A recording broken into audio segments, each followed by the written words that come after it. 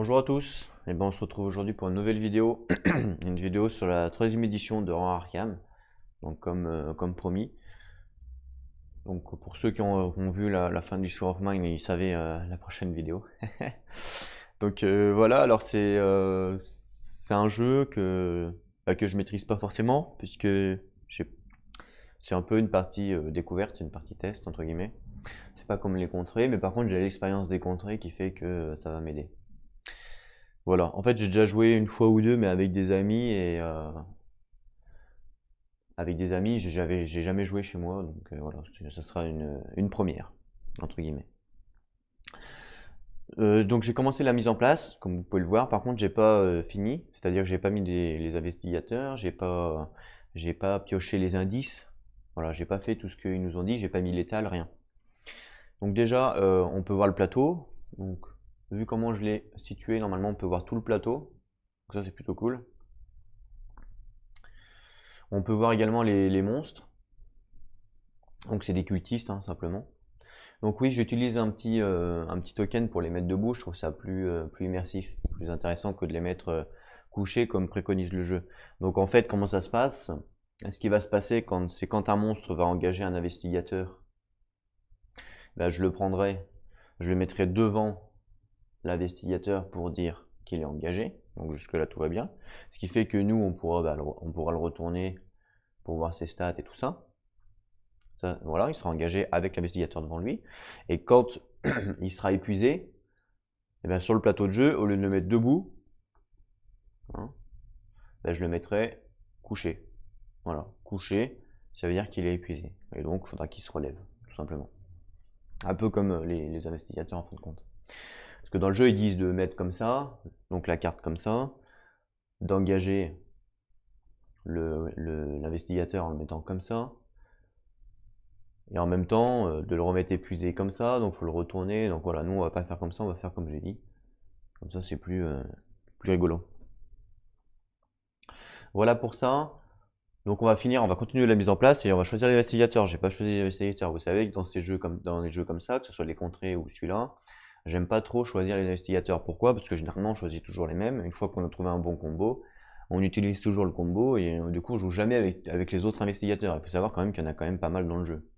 Donc c'est toujours intéressant de changer. Et justement, le fait aussi de pouvoir s'adapter, ça donne une petite difficulté en plus. Et quand on gagne, clairement, c'est bien. Donc oui, effectivement, ça donne une difficulté en plus, le fait de ne pas choisir les investigateurs. Mais c'est pas grave. Donc là, tous les pions investigateurs, je vais les mettre dans mon sac magique comme d'hab. Et donc on va piocher au hasard, exactement comme pour les contrées. Donc là, on va jouer à 2 investigateurs, donc on va faire pareil. C'est-à-dire qu'on va en piocher 3 et en choisir 2. Exactement comme pour les contrées. Voilà. Les contrées avant, ce que je faisais, c'est que j'en piochais un aléatoirement et l'autre je choisissais. Donc c'est plutôt pas mal aussi de faire comme ça. Ou alors après la deuxième solution, c'est soit on en pioche 3, donc un de plus par rapport au nombre d'investigateurs, et on en choisit 2. C'est pas mal aussi comme ça. Là, c'est ce qu'on va faire. Donc le premier, ça sera... Alors lui, c'est... je sais plus. Je sais plus. Tac, le premier, ensuite le deuxième. Donc on mélange bien. Roland. Roland Banks, connu. Et le troisième. Bon, il y a beaucoup moins de personnages que dans les contrées, normal. Hein. Dans ce jeu, il n'y a que une extension pour l'instant et une nouvelle qui est prévue. Ah, ça c'est la gamine. Il y en a une nouvelle qui est prévue l'année prochaine. Bon, donc c'est pas encore. Hop là, voilà les 3 investigateurs. Donc on a la gamine, Roland et je sais plus comment il s'appelle lui. Les petits tokens comme ça, c'est un peu les mêmes que les contrées. La seule différence par rapport aux contrées, c'est que dans les contrées, il y a des tentacules en bas. Mais sinon, globalement, c'est les mêmes. Donc on a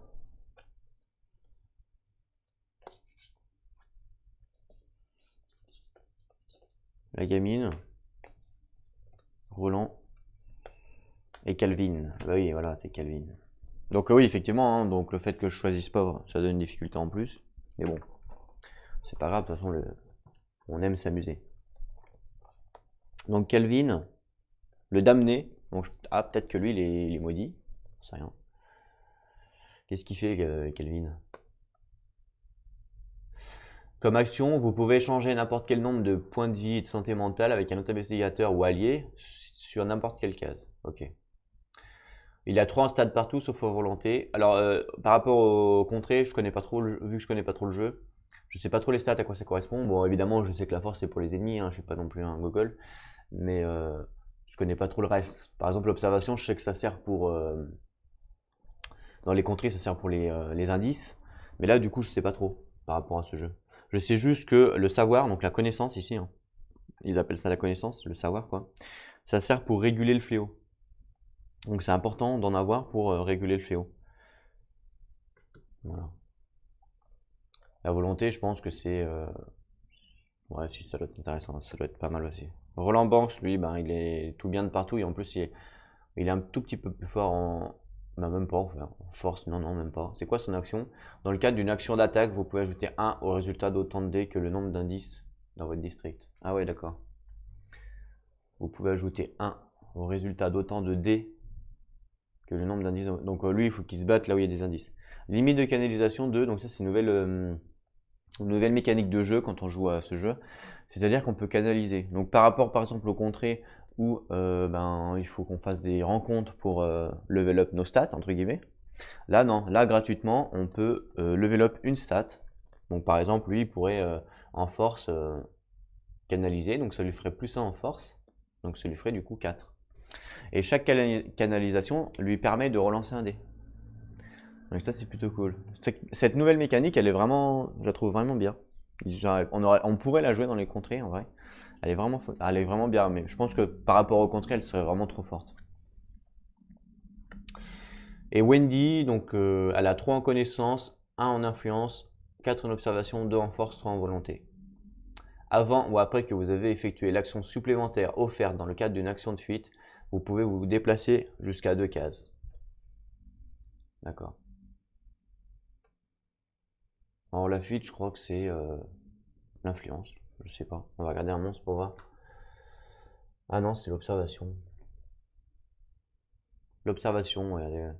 Donc à gauche, les points de vie. Au milieu, c'est la force. Et à droite, c'est l'observation, c'est la fuite sur un monstre. Donc, l'observation. Ah oui, donc à la 4 d'observation, c'est la fuite. Donc je pense que je vais prendre Wendy. Et Roland. Lui, son 1 de volonté, il me fait un peu peur. En toute honnêteté. Il a 2 de canalisation, lui il a 2 et elle a 3. Ok, bon.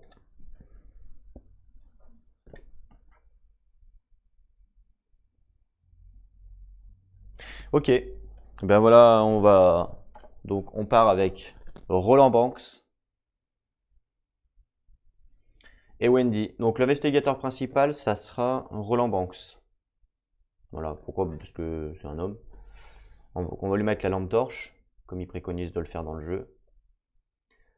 Donc ça, c'est simplement un pion état. Quand je le retourne, ça veut dire que le personnage a joué, tout simplement. Voilà. Donc on va jouer avec Roland Banks, Wendy, donc ça on peut le ranger. Il faut qu'on prenne... Hop là, il faut qu'on prenne donc leur truc. Donc elle a quoi Wendy? Elle a une amulette. Amulette de maman, 1 $. Et après, il faut choisir entre Monsieur Patterson et la photo mystérieuse. Donc ce qui est bien dans ce jeu-là, c'est qu'on n'a pas besoin de chercher, comme dans les contrées, tous les trucs des investigateurs, parce qu'en fait, ils ont automatiquement mis toutes les possessions d'investigateurs dans un deck, et avec la photo, en fait, on peut tout de suite voir à qui ça appartient. Ça, c'est plutôt cool, je trouve. Au lieu de chercher, voilà, Wendy, elle est là. Donc au lieu de chercher pendant 1 heure les objets de départ, j'avoue que c'est plutôt bien. Après, il y a d'autres trucs dans ce jeu-là par rapport au contrée qui sont moins bien. Comme le fait de chercher les monstres. Il faut savoir que quand on fait la mise en place, on doit faire un deck de monstres. C'est-à-dire qu'on ne joue pas avec tous les monstres. Donc de faire ce deck de monstres-là, je trouve ça moyen, surtout au début quand on ne connaît pas le jeu. Pourquoi? Parce que quand on n'est pas le jeu, bah, du coup on fait le deck de monstres, mais du coup on se spoil un petit peu sur les monstres. On est obligé de le faire le deck. Donc c'est vrai que c'est dommage. Donc Wendy, donc elle a l'amulette de maman. Donc c'est un objet insolite, ça fait quoi? Une fois par round, vous pouvez éviter un dégât ou horreur que vous devez subir. Pas mal. Donc boum, elle commence avec l'amulette de maman. Et après, on doit choisir soit Monsieur Patterson, donc c'est l'ours, soit photo mystérieuse. Donc photo mystérieuse, c'est après que vous avez un indice, vous pouvez canaliser une compétence de votre choix. D'accord? Elle, en canalisation, elle a 3. C'est pas mal. Et ensuite, donc ça, lui, il a des points de vie, donc ça peut aider. Avant qu'un ou plusieurs monstres ne vous attaquent, vous pouvez défausser cette carte pour vous désengager et épuiser ce monstre. Ouais. Bon, ça serait Monsieur Patterson, ça serait utile sur un monstre élite ou. Mais je sais pas si c'est vraiment bien. Non, on va plutôt prendre photo mystérieuse, qui nous permet de gagner des canalisations quand on prend des indices, parce que ça va nous aider, parce que le but c'est d'aller chercher les indices, je suppose. Et pour Léo, alors Léo il a 3 $,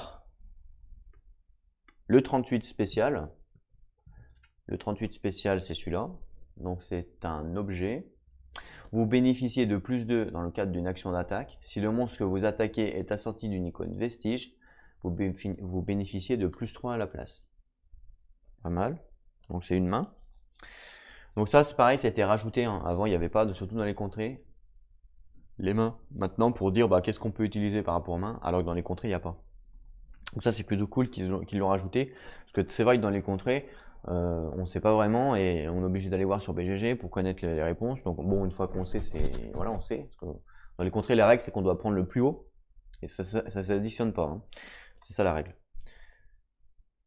Mais bon, au début on cherche pas mal quoi. Alors que là, bon bah c'est clair, net, précis. On a 2 mains, point barre quoi. On ne peut pas se tromper. Lorsque vous devez gagner un vestige, vous pouvez à la place générer un indice. Ok, pas mal. Je sais pas vraiment si c'est bien. Générer quoi. Et sinon implacable, lorsque vous devez gagner un vestige, vous pouvez à la place récupérer un vie santé mentale. Ça c'est vraiment bien du coup. C'est un talent. Donc soit on prend générer des indices, soit on prend gagner un indice. Écoutez, on va prendre pas gagner un indice. Soit on prend la régénération, on va prendre la régénération. Parce que gagner de l'indice, je pense qu'il y en a assez par rapport. Il y en aura assez, je pense. Enfin, j'espère en tout cas, on va voir. Donc les 2 cartes du coup on les utilise pas, les 2 cartes de Wendy. Et elle, on n'oublie pas, elle commence aussi avec 1 $. Donc dans ce jeu là il y a des dollars par rapport au contrée. J'avoue que c'est plutôt stylé les dollars. Donc 1 $. Par contre le seul problème c'est que par rapport au contrée, moi je trouve, donc dans le contrée on peut faire une action où on peut acheter une action gagner des ressources où on peut acheter des objets directement. Alors que là dans l'étal, en fait l'étal c'est un peu les ressources dans les contrées, c'est la même chose. Alors que là dans l'étal on ne peut pas acheter en faisant une action. On est obligé de se déplacer au niveau du plateau pour aller pour pouvoir acheter en fait. Et ça c'est bien et pas bien du coup. Parce que enfin, ouais, du coup on sacrifie du temps. Mais en même temps c'est fluff en même temps. Mais on sacrifie du temps en gros pour aller dans un magasin et pour acheter quoi. Et lui, il commence avec combien de $? 3 $? 3 $. Alors, 1, 2, 3 $ pour Roland.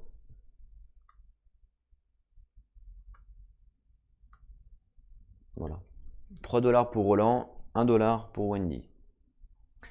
Donc là, je vais être encore une fois, pour vous expliquer, je vais être obligé de switcher entre investigateur et plateau puisque je n'ai qu'une caméra.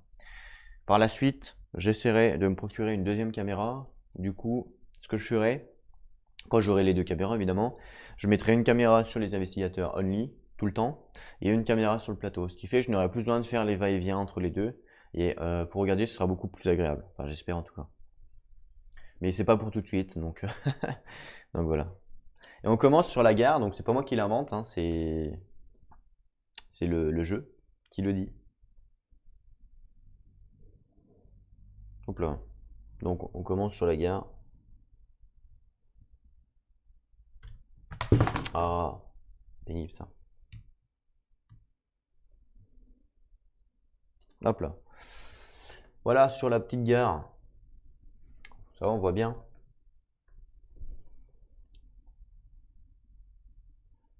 Là, on voit pas à droite. Alors attendez. Voilà. Bon, c'est pas grave si c'est coupé un petit peu. Voilà. En termes d'icônes, d'iconographie, donc dans le jeu, c'est un peu comme les contrées, c'est-à-dire en fait chaque lieu, vous allez pouvoir faire gagner des choses ou faire des choses, comme dans les contrées, exactement pareil. Sauf que là, c'est plus, comment dire, c'est moins global. Dans les contrées, c'est plus global, c'est-à-dire gagner un point de force. Voilà. Là, il y a un peu plus de spécificité, mais du coup, ça augmente un petit peu la stratégie. C'est quand même pas mal, du coup, je trouve.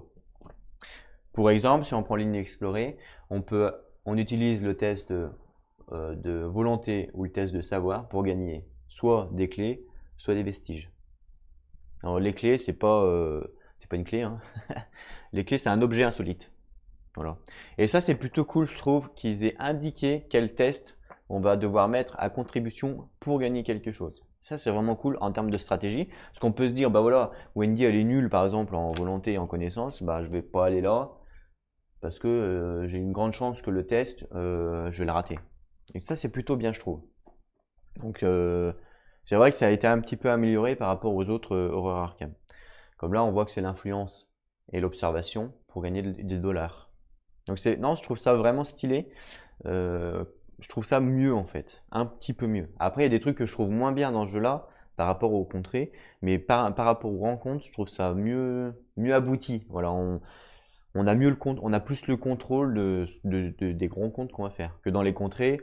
Voilà, on va sur la case pour gagner par exemple de la force. Donc oui, il y a de grandes chances qu'on va gagner de la force. Il y a 80% de chances qu'on va gagner de la force, ça c'est sûr. Mais on n'a pas le contrôle sur le test de base. C'est-à-dire qu'est-ce qui va être mis à contribution. Ça va être quoi? Ça va être l'influence, la connaissance. Vous voyez, on ne sait pas. On ne sait pas, c'est au pif. Et pareil pour quand on ferme des portails, c'est pareil, c'est au pif. Par contre, dans ce jeu-là, il n'y a pas de portail, et ça c'est vraiment dommage. Je trouve le fait que les investigateurs passent dans un portail et aillent dans un autre monde, comme dans Horror Arkham, la deuxième édition, je trouve ça super bien. C'est dommage qu'ils ont pas reproduit c'est ça ici en fait. C'est vraiment dommage. Alors pareil, donc comme là on peut canaliser pour augmenter nos stats hein, avec les plus 1, donc si ça fait comme les contrées, là pour l'instant on n'a que des plus 1, mais si ça fait comme les contrées, ils vont sûrement mettre une mécanique de jeu plus tard où on va gagner des moins 1. Comme les contrées, hein. Les contrées c'était exactement la même chose, au début on avait des plus 1 et après ils ont mis les moins 1. Donc là c'est que spéculation, mais je pense que plus tard ils vont mettre des moins 1. Je peux reculer un petit peu la caméra, voilà, pour bien voir. Voilà. Si jamais il faut faire un zoom sur une case, je le ferai pour qu'on voit un petit peu les cases, parce qu'on voit pas bien là. Là vous voyez pas bien. Là vous voyez par exemple ici, il faut du dollar pour gagner des points de vie ou de santé mentale. Mais là vous voyez pas quoi. Donc s'il faut avancer la cam, j'avancerai, c'est pas un souci. Donc en termes de mise en place, on a choisi donc les investigateurs, donc jusque là tout va bien. On va faire l'étal, donc l'étal je l'avais pas fait, d'ailleurs je savais même pas où la mettre.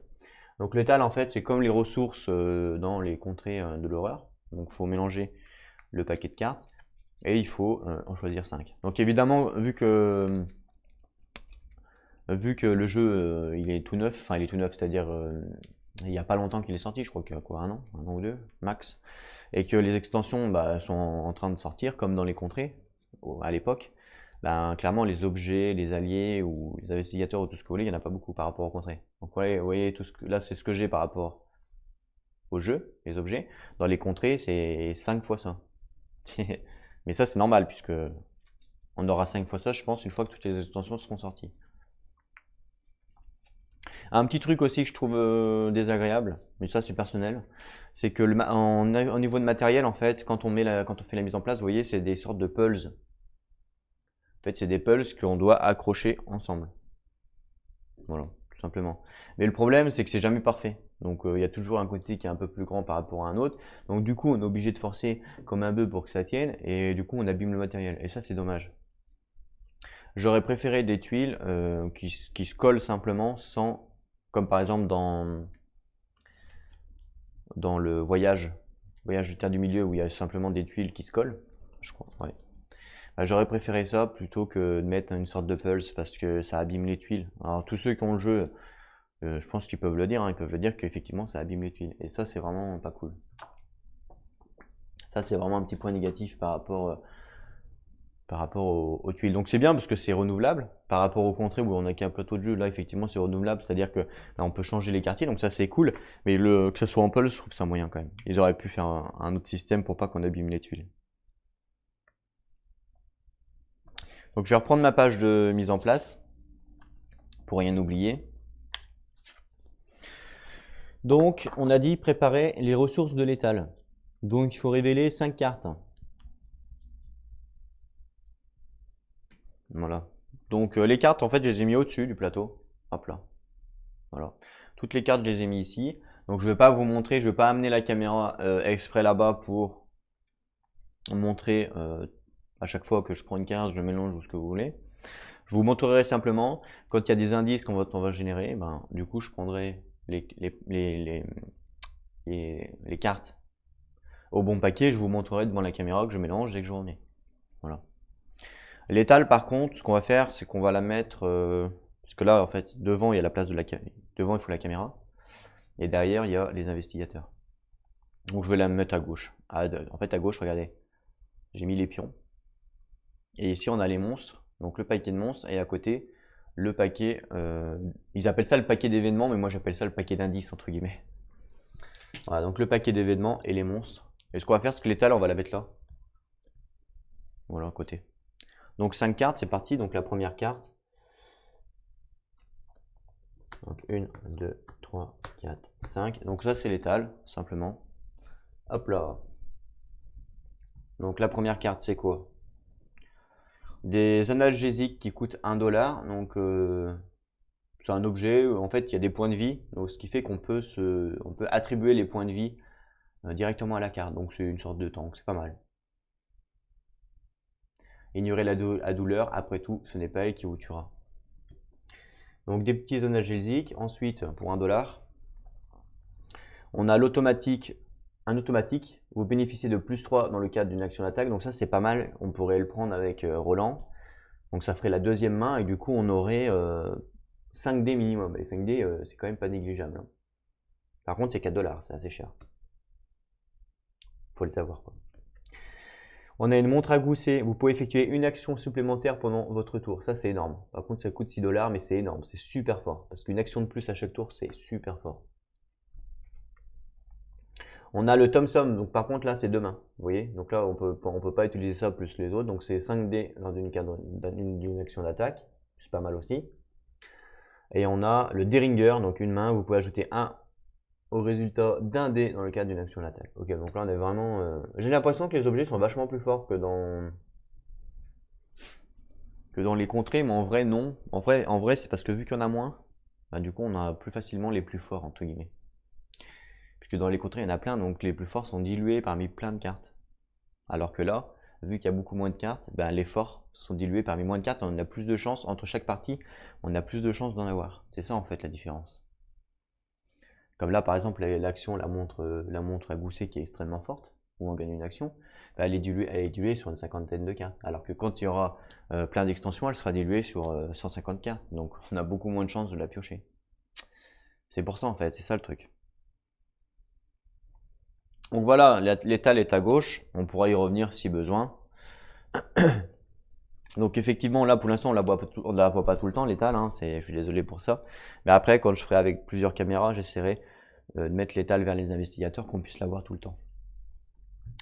Ensuite, en termes de mise en place, donc on a préparé l'étale, on doit donc accomplir ce qu'ils appellent les derniers préparatifs.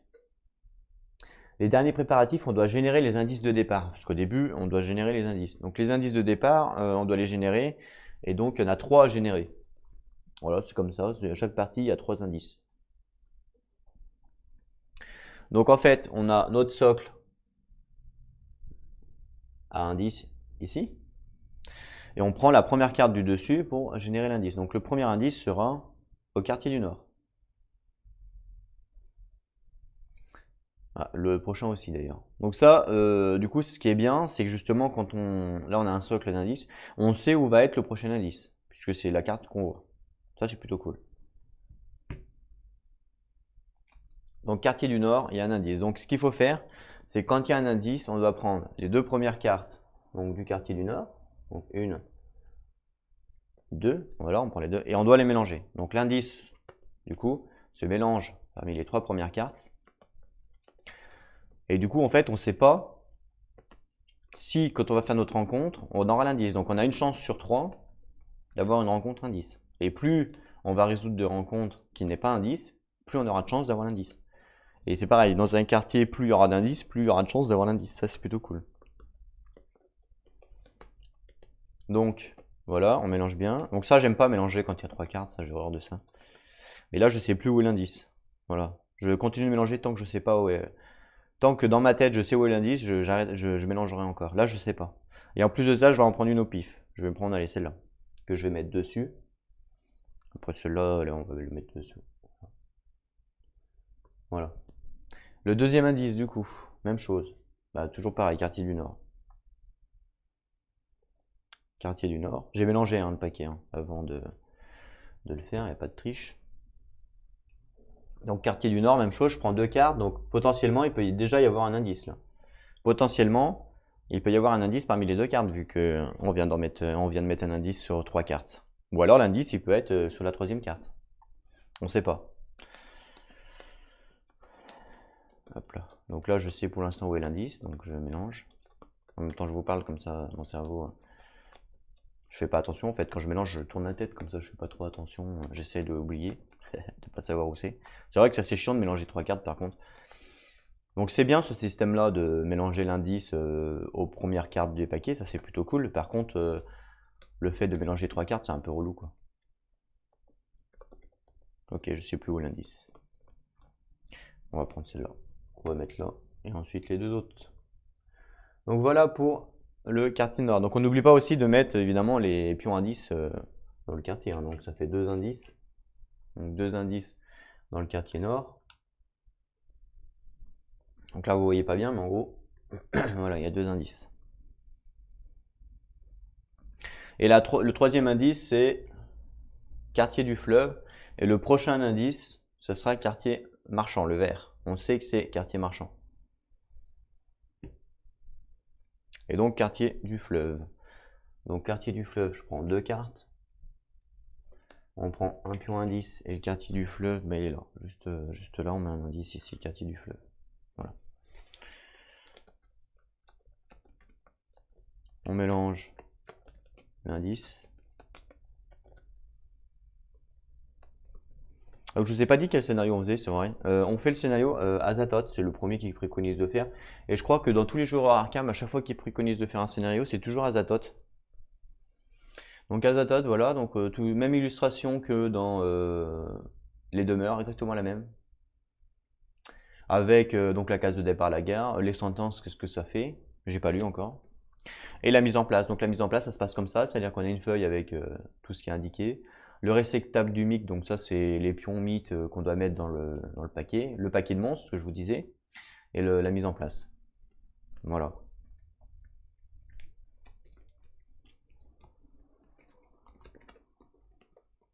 Donc en fait la sentence ça fait quoi? La sentence ça fait placer un fléau sur une case de monstre. Non, sur la case de chaque monstre cultiste en jeu. S'il est sur une case de rue, posez à la place le fléau sur une case de district adjacente. Donc tous les cultistes, à chaque fois qu'il y aura un fléau, ils vont nous faire chier à mettre... qu'est-ce que je raconte? À chaque fois qu'il y aura la sentence, tous les cultistes vont mettre du fléau. Donc ça va nous embêter. Eux, c'est des cultistes, pour info. C'est pas marqué cultiste, c'est cultistes humains. Par contre, ils sont stylés les cultistes, par rapport au... Franchement, l'illustration est vraiment stylée. Par contre, un peu déçu qu'ils nous ont mis que des cartes sur les monstres. Ils auraient pu nous mettre des petits standees, quoi. C'est vrai que c'est préférable, mais bon. J'aurais préféré avoir des cartes plus des standees. Mais bon, évidemment, là, j'en demande beaucoup. Ok, tac. Donc ensuite, là, on a généré les 3 indices. Donc ensuite, on doit placer les fléaux de départ. Donc ça, c'est fait. Ça, c'est l'indication qui nous a été donnée par la carte. On doit propager le fléau une fois, obligatoirement. On doit piocher donc la dernière carte du paquet événement et on doit la défausser face visible. Pour chaque fléau sur la carte, il faut mettre un fléau. Donc en fait, au lieu de prendre la première carte Il faut prendre la dernière. Donc on prend la dernière et c'est quartier du fleuve justement, c'est là où on est. Et donc ensuite, il faut retourner la carte. Et pour chaque icône fléau, donc ça c'est les icônes fléau, donc là il y a le cimetière. Et il faut mettre un fléau. Donc là on doit mettre un fléau dans le cimetière. Donc le cimetière. Il est où le cimetière? C'est quartier nord? Ah non, c'est quartier du fleuve, pardon. J'ai mélangé la couleur violette. C'est quartier du fleuve, donc cimetière. Il est ici le cimetière. Donc on prend un fléau et on met là. Donc voilà, il y a un fléau ici. Alors les fléaux, à quoi ça sert? On verra ça après. Et ensuite la carte, il faut la garder défaussée. Je vais la garder défaussée ici, à côté. À côté du codex, je vais la défausser là. Et en fait, cette carte-là, il me semble que c'est la case instable. Voilà, c'est-à-dire, c'est là où il y a l'énergie de la ville qui se propage, entre guillemets, enfin, comme ça. Et ensuite, c'est tout, mise en place finale du scénario, c'est-à-dire ben, le codex. Donc le codex, c'est la carte 2 et la carte 3 qu'on va lire après. Et voilà. Donc la case instable, je vais vous dire ça tout de suite. Donc il s'agit de la case dont le nom est assorti d'une icône fléau. Donc là c'est le cas, donc le cimetière. Sur la carte événement au-dessus de la pile des fosses. Voilà. Donc là la pile des fosses elle est là. Et donc la case instable c'est le cimetière. Donc si jamais le jeu nous fait référence à la case instable, ben on sait que c'est du coup le cimetière ici. Voilà. Alors il faut savoir que ce jeu c'est un mélange du JCE et c'est un mélange des contrées. À peu près.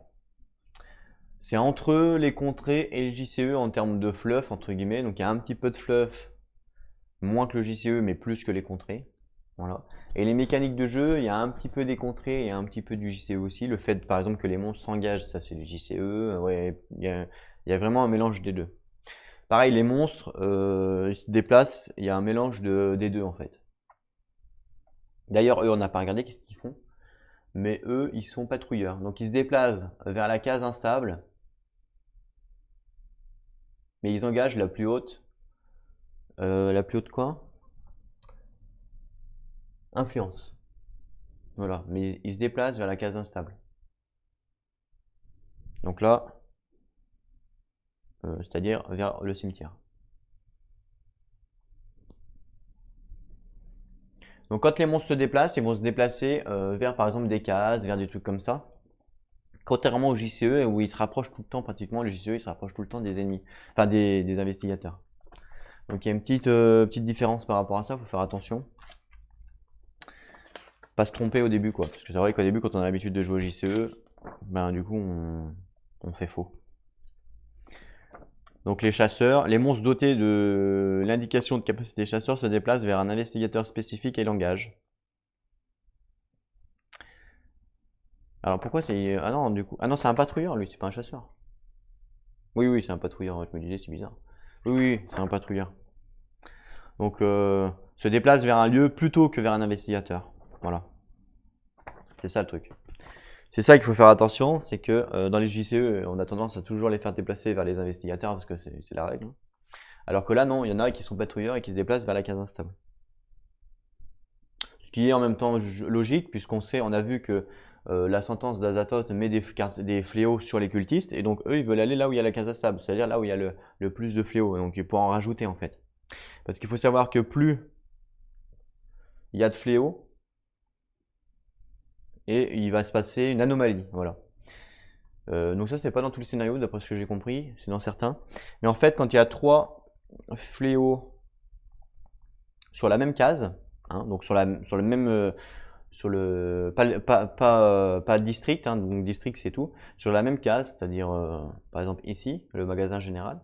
Si là il y a 3 fléaux sur le magasin général, boum, il se passe quelque chose, en fait il y a une anomalie qui se crée, et tout le quartier, il y a une anomalie dans le quartier. C'est comme une sorte de portail en fait si vous voulez, mais c'est pas tout à fait ça, c'est une anomalie. Donc ça c'est le premier cas, et le deuxième cas c'est quand il y a 5 pions n'importe où dans tout le district, quand il y en a 5, boum, il y a une anomalie qui se crée. Et après, ben, du coup, on est obligé de la fermer, enfin de c'est pas fermé en fait, hein, c'est pas ouvrir et fermer, c'est dissipé. Voilà, en gros, c'est dissipé plutôt. C'est pas vraiment des portails. Voilà, en termes de mise en place, je pense qu'on a tout fait. Donc, je pense qu'on est pas mal. On va quand même lire toute la partie fluff, hein, normal. Pour voir ce qui se passe, qu'est-ce qu'il faut faire. Donc, la venue d'Azathoth. Donc, ça, c'est le truc qu'on a choisi.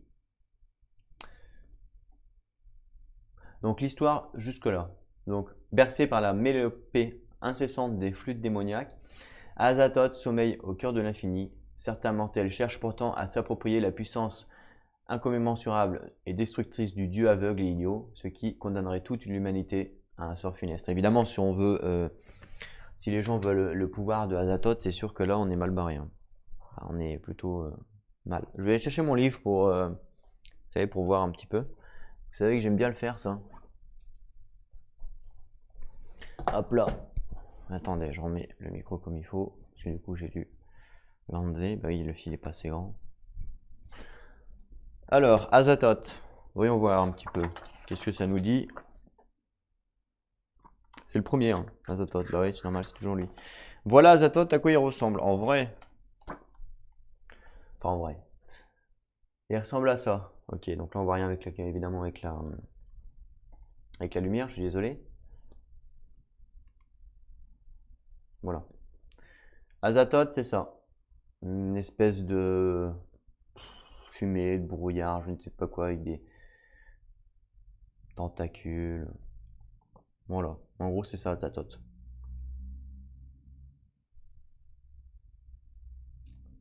Voilà, on a vu un petit peu à quoi ça ressemblait. Donc, ouais, effectivement, quand il est en face de nous, on a un peu peur. Une sorte de gros nuage noir avec des boules, des tentacules, enfin un peu le bordel. Ok, on rallume. Bah, quoique, faites voir comment ça fait. Ouais. Bah, vous me direz dans les commentaires si vous préférez allumer ou pas. Si allumer, c'est quand même mieux. Allumer, le fait, on voit pas mon ombre. Enfin, un tout petit peu en fait, donc c'est plutôt pas mal. Voilà Azathoth. Ensuite, donc, on va lire donc, la carte numéro 2, donc le codex. Donc, ça, c'est le scénario qui lui dit de la mettre. Hein. Anomalie. Donc, les gens marchent tête basse et épaules voûtées. À chaque nouvel incident étrange, il devient de plus en plus dur de prétendre que tout va bien. Mais les disparitions, les lueurs insolites et les visions de créatures inhumaines ne sont pas le genre de choses qu'on peut ignorer. Du moins pas très longtemps. Donc il y a du fléau. Lorsqu'une case contient 3 fléaux, ou qu'un district en contient 5 au total, placez un pion anomalie dans ce district. Voilà, c'est ce que je vous ai expliqué. Et si du fléau supplémentaire doit être placé sur une case de district qui contient une anomalie, ajoutez-le à la place sur la fiche de scénario. Donc en fait, sur la fiche de scénario, il va falloir qu'on mette des indices pour résoudre, pour avancer dans l'histoire, entre guillemets. Et par contre, on va aussi avoir de temps en temps du fléau. Et si il y a du fléau, bah, c'est l'effet inverse. C'est-à-dire, ça sera plus malheur pour nous que bénéfique, normal. Donc voilà, il faut faire attention à ça. Comme on perd, bah, c'est, je pense, justement avec le fléau qu'on met sur la carte du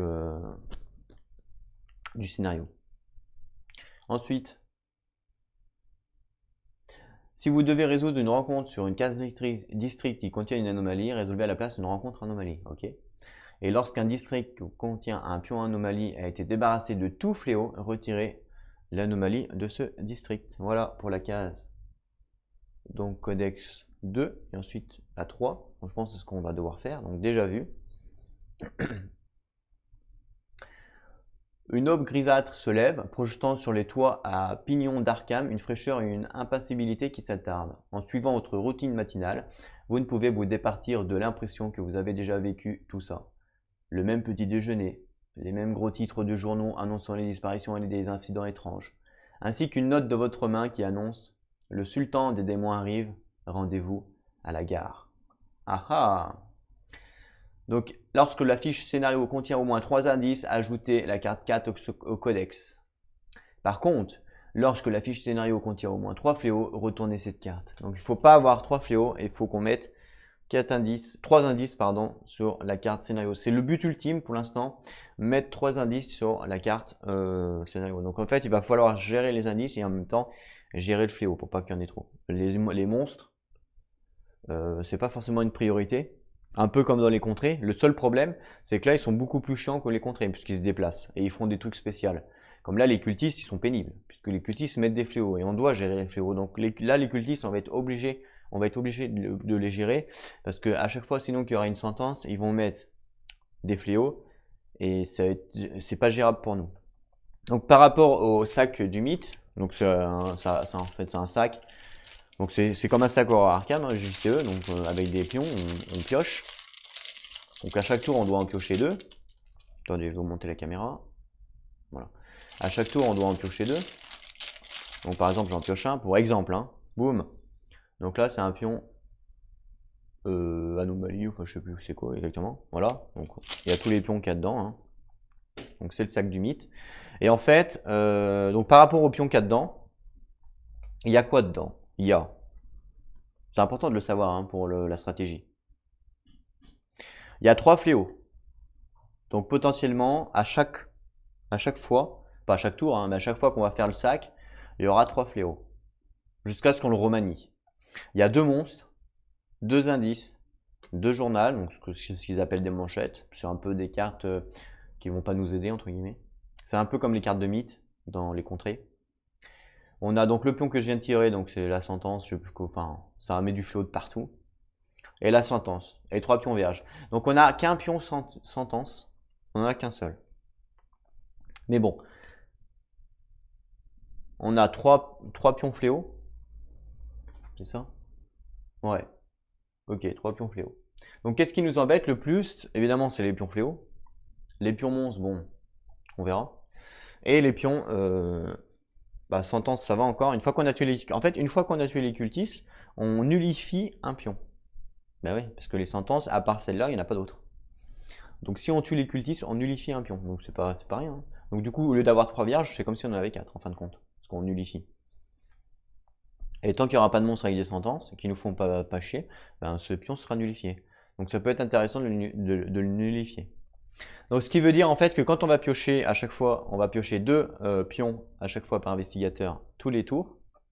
Bien, on va pas les remettre dedans comme dans le JCE. Dans le JCE, on pioche par exemple à -2 et après on le remet dedans. Ben là non, là on le remet pas dedans, on le laisse de côté. Ce qui fait qu'une fois que le pion est passé, il est passé. Voilà, et ça c'est plutôt cool. Donc il va falloir aussi ajuster notre stratégie pendant la game par rapport aux pions qu'on tire au fur et à mesure. Si par exemple on tire la sentence là ce premier tour, bon bah tant pis, les cultistes mettent un fléau, ok, pas de problème. Mais du coup les cultistes deviennent useless entre guillemets jusqu'à ce qu'on renouvelle le sac, c'est-à-dire dans je sais pas combien de tours, dans 3 tours quoi. Vous voyez?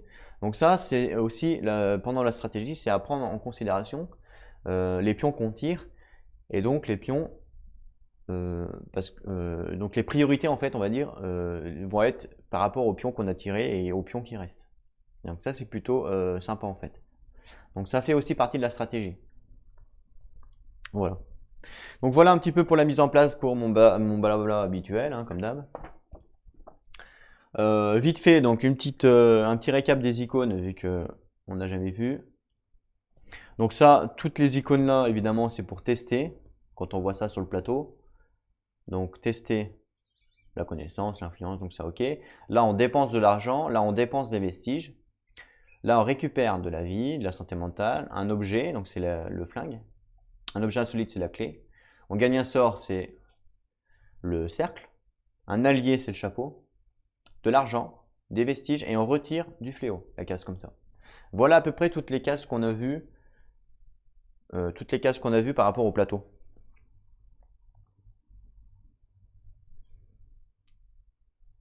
Voilà. Donc là, on va pouvoir commencer. Donc au début, là, c'est la phase d'action. Alors, on est à combien? On est à 45 minutes à peu près. Comme ça, je marquerai dans les commentaires 45 minutes début de l'aventure. Donc, phase d'action en premier. Donc, chaque personnage peut effectuer 2 actions. Et c'est pas comme dans les contrées, on peut choisir qui commence en premier. Ça, c'est plutôt cool. Par rapport au contrées où on est obligé de jouer avec l'investigateur principal. Là, non, on peut choisir. Donc, on a dit que Pour l'instant, ce qui nous faisait le plus chier, donc évidemment, on doit trouver des indices, donc ça, ok. Mais il faut qu'on gère les monstres. Pourquoi? Parce qu'on a la sentence et du coup, ça va nous mettre des fléaux. Ça, on n'a pas le choix parce que autrement, le problème, c'est que ça va mettre des anomalies. Et après, avec les anomalies, ben, ça va être galère pour les enlever, on va perdre encore plus de temps. Le but ultime, c'est de ne pas d'avoir d'anomalie. Parce que si on n'a pas d'anomalie, on ne met pas de pion sur la carte scénario, de pion fléau, et du coup, ben, on ne perd pas la game. C'est le but. En termes d'action, donc là c'est parti. En termes d'action, on peut faire des déplacements, enfin faire plein de choses. Les déplacements, c'est 2 cases, tout simplement. Par contre, on peut dépenser des dollars pour avancer de plus une case. Donc pour 1 dollar, on peut avancer de plus une case, mais on peut le faire 2 fois max. Donc au maximum, par tour, on peut dépenser 2 dollars. Mais en même temps, les dollars, c'est quand même utile pour acheter du stuff. Donc faut qu'on évite de le faire. Mais quand on n'a pas le choix, ben, on n'a pas le choix. Ça, c'est sûr.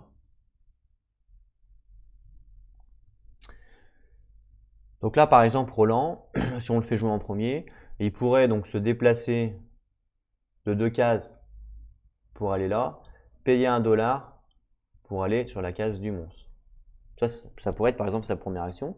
Du coup, le monstre l'engage et sa deuxième action, il pourrait le taper. Donc le monstre, il a quoi? Il a moins 0 en force et il a qu'un point de vie. Donc je pense qu'on peut le tuer assez facilement. Ce qui fait qu'on arrêterait notre tour sur le square de l'indépendance. Et le square de l'indépendance, c'est on a des dollars ou de la volonté. Je vais avancer le fil.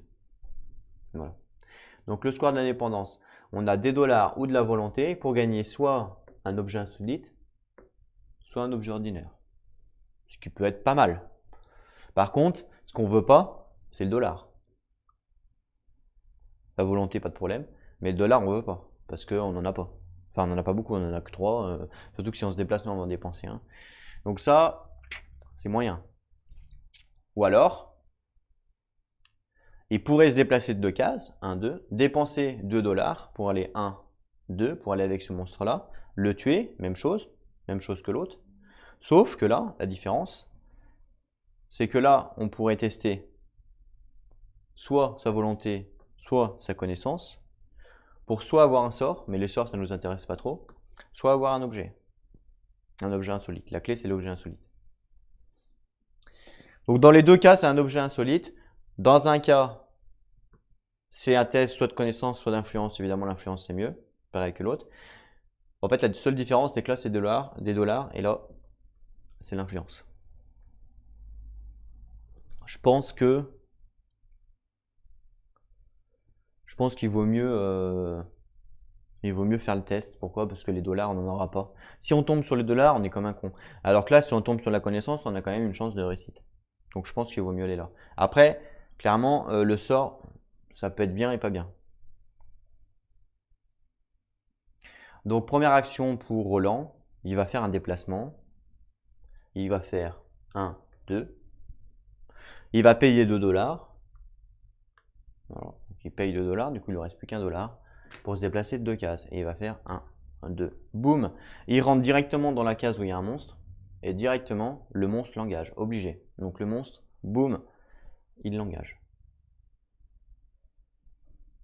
Obligatoirement. Donc le monstre est engagé avec Roland. Ça, c'était sa première action. Et du coup, sa deuxième action, il va faire un combat. Tout simplement. Donc c'est un mélange un petit peu du JCE. Hein. Quand on est engagé avec un monstre, on peut pas faire toutes les actions. On peut faire des canalisations, des combats. Voilà, on peut faire que ça. Donc Roland va faire un combat. Donc Roland en combat, il a 3 de force. Par contre, il peut utiliser donc son 38 spécial qui va lui ajouter plus 2. Là, il n'a pas de vestige, donc c'est simplement plus 2. Donc du coup, 3 plus 2, ça fait 5. Le mec, il a un point de vie, donc il faut une réussite pour le tuer. Parce que là, tout va bien. Donc je ne vais pas prendre tout ça, hein, évidemment, je vais en prendre que 5. Alors 1, 2, 3, 4, 5. Donc il n'y a pas autant de dés dans le jeu, hein. Pour info, dans le jeu, il n'y a pas autant de dés. Mais c'est que là, j'ai pris également les dés des contrées qui vont avec. C'est les mêmes en fait, donc ce qui fait que ça fait beaucoup de dés. Donc 5 dés, il faut une réussite. Donc clairement, 90% de chance de réussite. Ok, donc là on a fait 2 réussites, parce qu'on a fait 2, 6. Donc on met 2 points de dégâts au monstre. Donc le monstre il avait 1 point de vie. Et donc automatiquement il meurt. Quand un monstre meurt, on prend la pile des monstres et on le défausse par-dessus. Et à chaque fois qu'on nous demandera de prendre un monstre, on ne le prendra pas dessus, on le prendra derrière. Donc là, derrière, en fait, le prochain monstre qui est généré, c'est le monstre derrière, mais on ne sait pas ce que c'est du coup. Et la défausse, elle est dessus. Ce qui veut dire que là, ce qui est bien en fait, c'est que les cultistes, on n'est pas prêt de les revoir. Dans le paquet monstre, il y en a 3. Donc il y a une gestion aussi dans ce jeu-là des monstres. Ça, c'est plutôt cool, plutôt sympa également. Parfois, il est dit par contre de remélanger le paquet monstre. Et là, du coup, bah, toute la gestion qu'on avait mise en place, on l'a plus puisqu'on remélange. Mais tant qu'on remélange pas, on a cette gestion-là. Donc là, on sait par exemple que le cultiste, il va pas revenir d'ici longtemps, vous voyez tout le paquet. Donc potentiellement, il pourra, pour l'instant, y avoir qu'un autre cultiste qui va être spawn, mais pas un autre. Et donc ça, c'est plutôt sympa aussi, cette gestion de monstres. Que comme dans les contrées où on doit piocher au hasard et des fois on a un monstre super puissant dès le début de la game où on se fait complètement avoir, bah là en fait c'est plutôt bien, c'est qu'une fois qu'on l'a tué, le monstre puissant, bah, il va pas revenir tout de suite. Donc ça c'est vraiment une bonne gestion, je trouve ça c'est vraiment un point positif. Donc Roland Banks, il a gagné, donc lorsque... bah c'est tout en fait. Voilà. C'est tout. On pouvait ajouter un au dé, mais bon, ça sert strictement à rien. De toute façon, c'est réussi. Donc lui, il a fait ses 2 actions. Donc boum, il devient éteint. Et donc maintenant, on passe à Wendy. Donc Wendy, même chose, elle a le droit à 2 actions. Donc Wendy. Alors Wendy, elle est nulle en force, elle a 2 de force. Hein. Bah, vous allez me dire, 2 de force, il faut une réussite, elle pourrait. Ça fait 50% de chance de réussite. Oui, ça fait ça. 2D, ça fait 50%. Une chance sur 2. Une chance sur 2. Bon, on n'a pas de relance. Est-ce que ça se tente? Je sais pas. Si jamais elle rate, elle prendra les dégâts.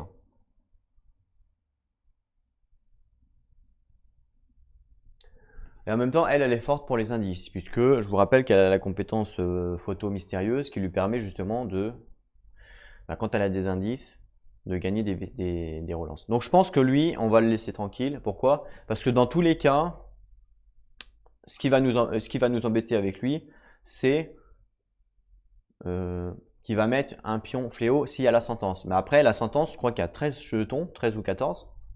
Donc on a une chance sur 14 de le piocher. Donc clairement, en termes de stats, on n'a pas beaucoup. 3, 6, 9. Il y en a 14. Une chance sur 14 de piocher le pion que lui, il va nous embêter. Donc je pense qu'on peut se laisser un petit peu de marge. On peut se laisser un petit peu de marge. Pour l'instant, on va le laisser. En plus, on se rappelle, il se déplace vers la case instable. Donc potentiellement, il va se rapprocher de lui, obligatoirement. Donc ça, c'est plutôt bien. Donc toujours le chemin le plus court en logique. Donc là, ça ferait 1, 2, 3, 4. La case instable, elle est là. 1, 2, 3, 4. Donc c'est ex aequo. Quand c'est ex aequo, on choisit. Donc soit on peut le faire passer par la droite, soit on peut le faire passer par la gauche. Peu importe, c'est la même chose.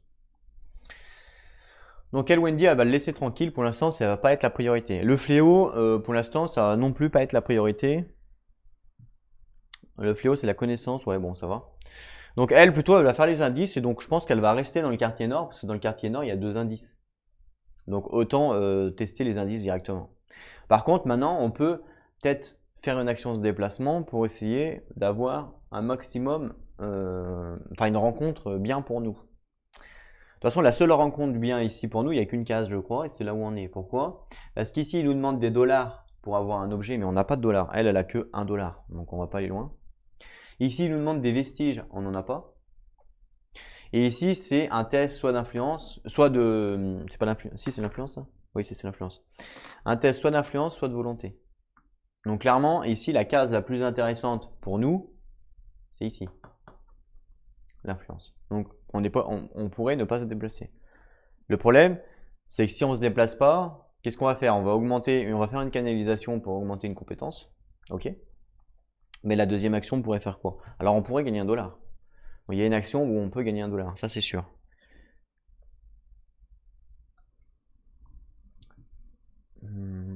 Ouais. Moi, je pense que c'est ce qu'on va faire, hein. Parce que sinon, on pourrait se déplacer pour faire le fléau, là. Bon, un fléau, c'est pas pour l'instant dramatique, clairement. C'est pas critique, on va dire. Donc, ça va. Donc, non, on va plutôt canaliser. Donc, déjà, première action, elle va canaliser. Donc, quand on canalise, en fait, simplement, on choisit une stat, celle qu'on veut. Voilà, celle qu'on veut. Et on prend un +1 à côté pour canaliser. On a le droit de canaliser qu'une compétence.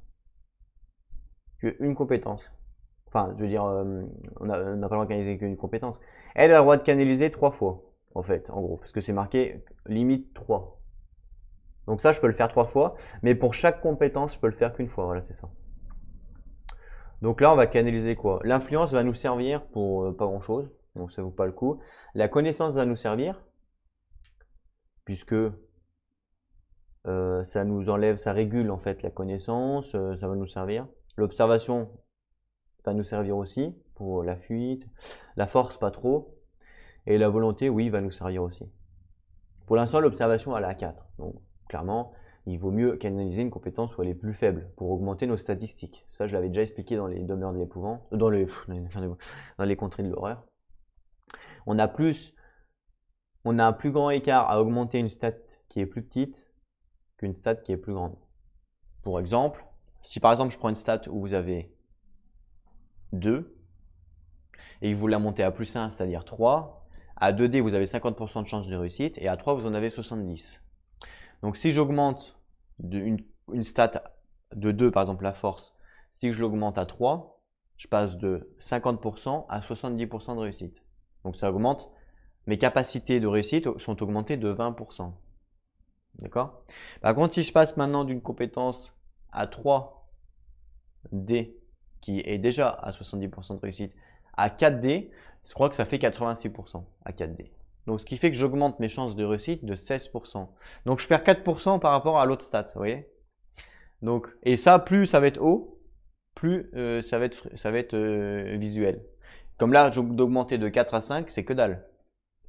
C'est le gain, en fait, est pourri. Il vaut mieux augmenter la force même si je l'utilise pas. Parce que je gagne 20%. C'est énorme. Donc là, ou l'influence. Parce que l'influence, on a 33% de chance de réussite avec un dé. Alors que si je l'augmente, je passe à 50%. Donc voilà, il vaut mieux, je pense, enfin ça c'est mon point de vue à moi, après peut-être que j'ai des bêtises, mais statistiquement, ça par contre c'est sûr, il vaut mieux augmenter d'abord les plus faibles compétences que les plus hautes. Voilà. Donc, on va augmenter quoi? Donc elle va canaliser, mais on va monter soit la volonté, soit la connaissance. Je sais pas l'influence si vraiment on va s'en servir. En même temps, là sur la case où aller, il nous demande de l'influence pour gagner soit un... Donc on pourrait augmenter l'influence. Donc bon, c'est ce qu'on va faire. On va prendre +1 en influence. Boum. Donc voilà. Maintenant elle est à 2 d'influence. Ça c'était sa première action. Et sa deuxième action, de toute façon on va pas faire de déplacement donc il n'y a pas vraiment le choix, on va rester là. On ne peut pas canaliser parce qu'on vient de le faire, on ne peut pas réguler parce qu'il n'y a pas de fléau sur la case, on ne peut pas attaquer, c'est normal, on ne peut pas fuir, on ne peut pas enquêter, on ne peut pas échanger. On n'a qu'une seule action restante qu'on peut faire, c'est ravitailler, c'est-à-dire on prend $1 et on gagne $1. Donc boum, elle gagne $1, elle ravitaille pour sa deuxième action. Pas le choix, elle ne peut pas faire autre chose. Donc, voilà. Maintenant que la phase d'action est terminée, on va passer à la phase des monstres. Il n'y en a plus qu'un sur le plateau, il est là. Donc la phase des monstres, qu'est-ce qui est dit? Donc en 1, chaque monstre prêt, donc prêt ça veut dire debout, hein, comme je vous ai expliqué, il va s'activer.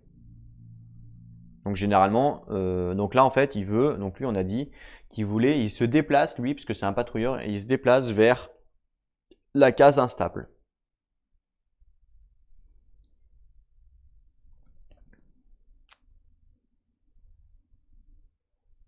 Donc lui il veut se déplacer, on a vu que la case instable c'est au cimetière.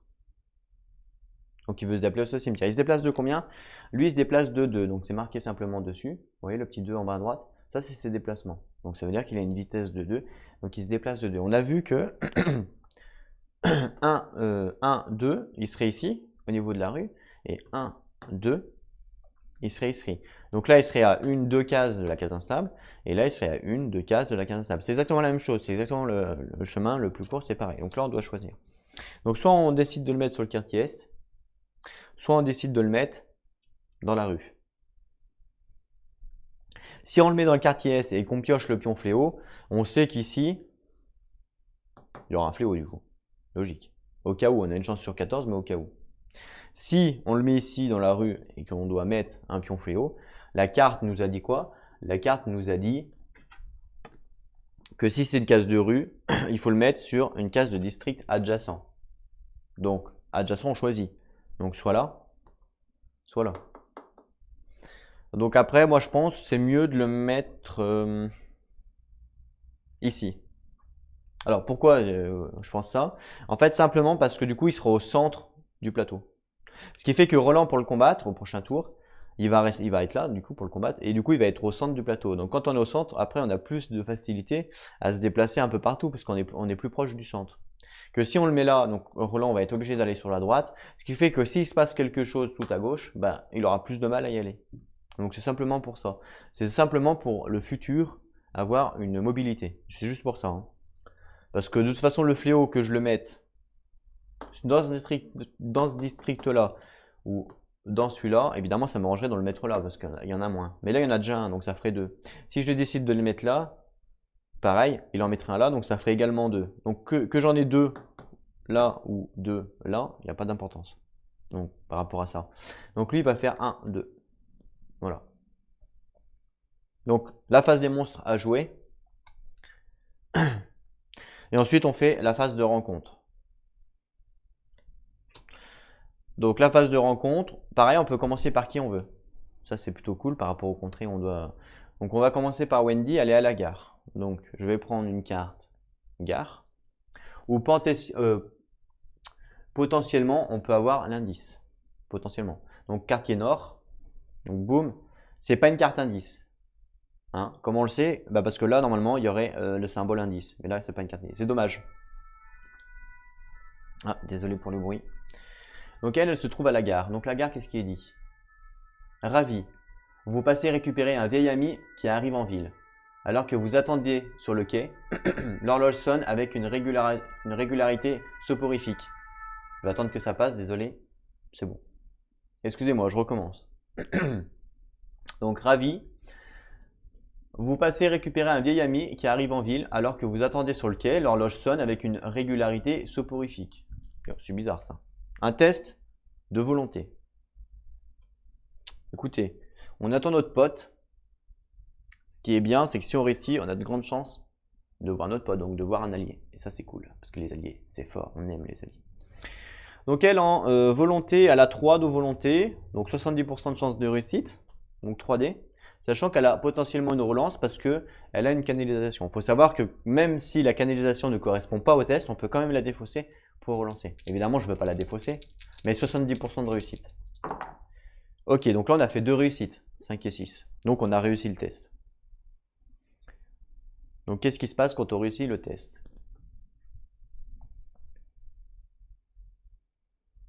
Si vous réussissez, c'est le cas, vous vous réveillez des heures plus tard sous l'étape amicale de votre avenir. Devenez retardé. Que vous réussissez ou non, gagnez un allié. Ok, bon, en fait, le but c'était pas de réussir. Dommage. Donc là, on devient retardé. Donc retardé, ça veut dire, bah voilà, on s'est endormi, on s'est assoupi, boum, elle devient retardée. Donc retardé, c'est ça. Contrairement aux contrées, quand on est retardé, les contrées, il faut toute notre action, on doit se relever, point. Alors que là, c'est simplement une action sur 2 où on doit se relever. Voilà, c'est une petite différence entre les deux jeux. Donc pareil, pas se tromper. Donc par contre, que vous réussissiez ou non, on gagne un allié. Donc ça, c'est plutôt cool. Donc la carte, évidemment, je la remets dessous. Hein. Hop, il faut la remettre dessous. Ok, donc on gagne un allié. Donc les alliés, c'est le paquet bleu. Donc je mélange.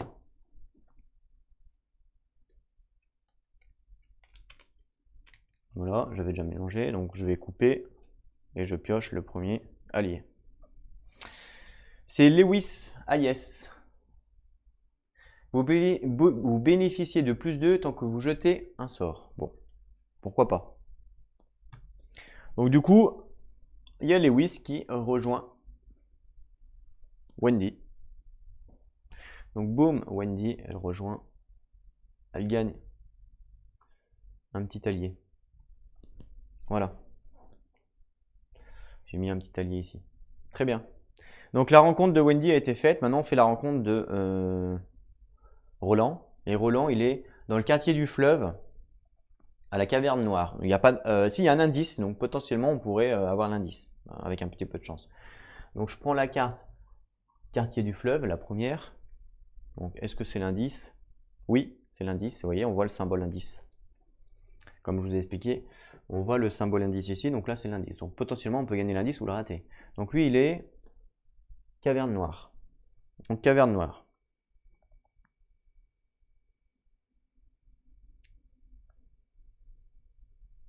Donc des traces d'occupation récentes sont visibles ici. Les cendres du feu sont encore chaudes et vous y repérez des morceaux de papier à demi brûlés. Test de connaissance. Alors lui il n'est pas énorme en connaissance, hein. Il a 2 en connaissance. Voilà, 2 en connaissance qui fait 2D, 50% de chance, il n'a pas de relance. Ça va être chaud. Une chance sur 2 de réussir. Est-ce que c'était la connaissance sur le... Ouais. Ok, donc une chance sur 2. Bonne chance. Bah c'est raté. On a fait 2-3, donc c'est raté.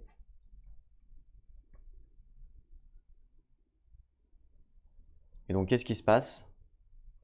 Si vous réussissez, non. Ok, il n'y a rien. Si on ne réussit pas, C'était pas indiqué si vous réussissez pas, donc là on n'a pas réussi. Donc qu'est-ce qu'il faut faire comme on n'a pas réussi et que c'est une carte indice? On doit reprendre les 2 premières cartes du quartier du fleuve. 1, 2, et les remélanger, comme si on venait de le piocher en fin de compte. On a raté l'indice, c'est vraiment dommage, une chance sur 2. Quel dommage. Ouais. Mais bon, en même temps, lui, il n'est pas là pour ça à la base, il est là pour les monstres. C'est plutôt Wendy qui est là pour les indices.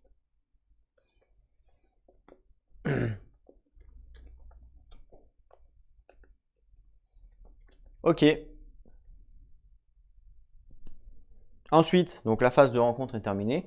Et ensuite, on passe à la phase de mythe, où on doit piocher 2 pions dans le sac de mythe. Par contre, là, on doit commencer par l'investigateur principal, obligatoirement. Donc c'est Roland qui commence. Donc là, clairement, on ne veut pas le pion fléau. Après, les autres pions, ce qui nous mettrait dans la panade, ce serait peut-être les monstres, je sais pas. À voir. Donc je mélange. Le top, évidemment, c'est les pions vierges, hein. Mais de toute façon, on sait que tous les pions vont passer, dans tous les cas. Voilà. Peut-être même avoir à la rigueur le pion le plus pourri de tous, c'est-à-dire le pion, comment il s'appelle? Irruption de portail maintenant. Il vaut peut-être mieux avoir l'éruption de portail maintenant, parce que comme on n'y a pas énormément de fléaux sur le plateau, vous voyez, il vaut peut-être mieux l'avoir maintenant. Comme ça, c'est plus facile à gérer. Que si on l'a dans 2 tours où il y en a plein, il y en aura plein, elle sera plus difficile à gérer. Donc, il vaut peut-être mieux l'avoir maintenant en fin de compte. Donc, c'est parti, j'en pioche un au pif. Hop là. Ah bah, l'irruption de portail, vous voyez, je vous dis qu'il vaut mieux l'avoir maintenant, ben on l'a maintenant. Tant mieux. Le jeu m'a écouté. Donc, l'irruption de portail, donc ça fait quoi ça? Il faut prendre la première carte du paquet événement. Donc, la première carte du paquet événement, c'est celle-là, c'est quartier marchand. Il faut mettre un fléau dans chaque case, du coup, du quartier marchand. Donc ça fait un fléau ici, un fléau ici, un fléau ici. Voilà, on est à 4. 4 sur 5. Je vous rappelle, à 5, il y a une anomalie. C'est pour ça que vous valez mieux l'avoir maintenant. Parce que si on l'avait pas maintenant, plus tard, c'est horrible. Ensuite, du coup, il faut mélanger la carte avec la pile de défausse et placer ces cartes au-dessous du paquet. Donc la pile de défausse, il n'y en a qu'une. Il n'y a qu'une carte de toute façon dans la pile de défausse, il n'y a que celle-là. C'est le quartier du fleuve. Donc il faut la mélanger. Donc là, évidemment, bah là, je ne sais pas comment on fait, mais ce que je vais faire, c'est que je vais lancer un dé. Parce que bon, c'est pas possible de ne pas voir, hein. Donc mélanger et les placer dessous.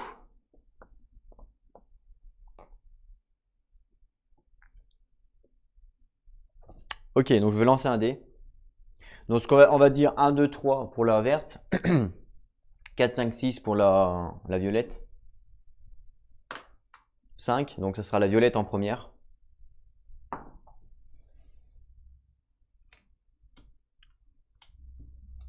Donc la violette en première et la verte dessous, et on les met donc dessous le paquet événement.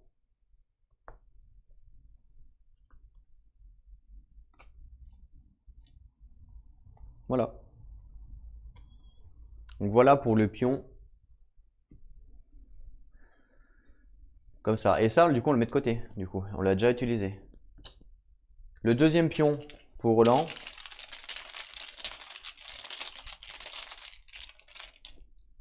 Ça sera un fléau. Donc un fléau, c'est quoi? Défausser face visible la dernière carte du paquet événement, vous voyez? Donc boum. Donc défausser face visible la dernière carte du paquet événement. Donc potentiellement, je crois que c'est soit la verte, soit je sais plus laquelle. Donc je prends la dernière carte. Évidemment, c'est la verte. Quartier marchand. On est mal, hein, parce qu'il va y avoir directement une anomalie. Ok. Évidemment, il n'y avait pas beaucoup de défausses, donc cette carte-là n'a pas été mélangée à beaucoup de cartes. Quand elle est mélangée à beaucoup de cartes, il y a moins de chances du coup de repiocher le quartier. Et bon. Donc là, on tourne et on voit, faut mettre les fléaux sur tous les trucs fléaux. Donc les quais, il y a un fléau. Donc faut mettre un fléau sur les quais. Donc les quais, il y a un fléau, donc boum, un fléau, les quais, là, boum. Donc là, on arrive à 5, automatiquement. Et ensuite, il faut la défausser cette carte, donc on la défausse. Il faut la défausser face visible. Face visible, ouais. Ok. Automatiquement, il y a une anomalie, parce que je vous rappelle que quand il y a 5 pions sur un district, là il y en a 5, il faut mettre une anomalie. Pas de bol, hein, c'est comme ça. Bah, là, on ne pouvait pas contrôler. Hein. On ne peut pas contrôler le... Boum. On met une anomalie sur le quartier, donc là clairement ça pue la merde. S'il y a encore des pions fléaux du coup qui vont rentrer dans ce district là, automatiquement ils vont aller sur la carte scénario. Donc là maintenant ça devient la priorité number one.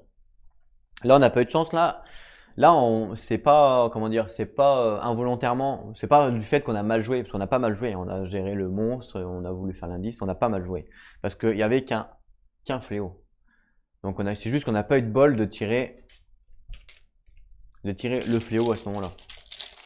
Donc là c'est bon pour Roland. Maintenant pareil, 2 pions pour Wendy.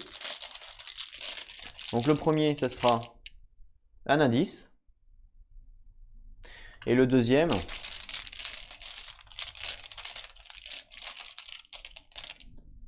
un fléau. Encore une fois. Donc du coup il reste plus qu'un fléau dans le sac. Donc là on a eu que les trucs de merde, donc ce qui veut dire qu'après on sera tranquille. Donc déjà l'indice en premier. Donc un indice. Donc l'indice, il faut juste simplement prendre la carte du dessus, hein, comme d'hab. Donc là c'est violet, c'est quartier du fleuve. Et le prochain indice, ça serait quartier est. Donc quartier du fleuve, hop là, on prend les deux premières cartes, on mélange. En même temps, on prend un pion indice, on met quartier du fleuve. Il y a Roland en plus ici hein, pour les indices au quartier du fleuve. Voilà, je mélange bien. On remet dessus. Et ensuite, le deuxième, c'était un fléau. Donc même chose que tout à l'heure. Donc je crois que la deuxième carte, c'était quoi déjà? Bah, je crois que c'était quartier du fleuve. Il me semble.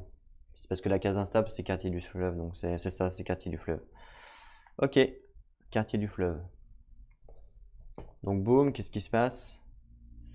On met un fléau sur le cimetière. Là, c'est la carte justement, la case instable juste avant en fait. Donc boum, un fléau sur le cimetière. Pourquoi il est couché lui? Voilà. Parce qu'il est tombé. Voilà pour les deux pions. Les deux pions. Et donc maintenant, fin. C'est fini, hein, on a fini la phase de mythe. Et donc maintenant on repasse sur un nouveau tour de jeu. Donc voilà comment se joue un peu la 3e édition d'Horror Arkham. Donc là on va pouvoir repasser aux investigateurs. Je pense que là on va faire une pause là pour le premier épisode. On est à 1h15 de vidéo, c'est pas mal. On a fait un tour de jeu, la mise en place, c'est plutôt pas mal. Je pense qu'on va stopper là la vidéo, qu'on reprendra plus tard. N'hésitez pas à dire si vous avez vu des erreurs ou autre, parce que vu que je débute le jeu, je ne suis pas exempt d'en faire. J'évite en tout cas. Bah voilà. Je vous remercie à tous de m'avoir regardé, m'avoir supporté jusque-là. Et n'hésitez pas à venir donc, pour continuer, donc, pour suivre les aventures de Wendy et de Roland contre Azathoth, en espérant réussir. Rien n'est perdu, rien n'est gagné pour l'instant. Et donc, voilà. 2 mots de la fin, comme d'habitude. Le premier, prenez soin de vous, super important. Et le deuxième, jouez à vos jeux. A plus tout le monde.